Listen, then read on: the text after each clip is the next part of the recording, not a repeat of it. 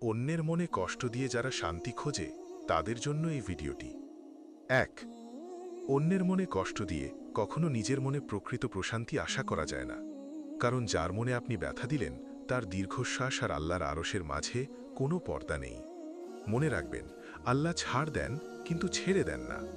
মানুষের ভালোবাসা হারানো সহজ, কিন্তু আল্লাহর রহমত হারানো অনেক কঠিন। ২।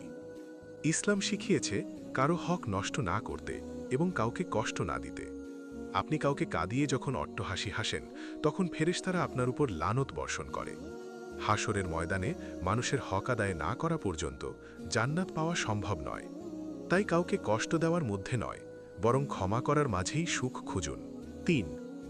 অন্যের চোখের জল ঝরিয়ে যে সুখ আপনি খুঁজছেন তা আসলে প্রকৃত শান্তি নয়, বরং এক প্রকার মানসিক ব্যাধি। রাসূলুল্লাহ সাল্লাল্লাহু আলাইহি ওয়াসাল্লাম বলেছেন, প্রকৃত মুসলিম সেই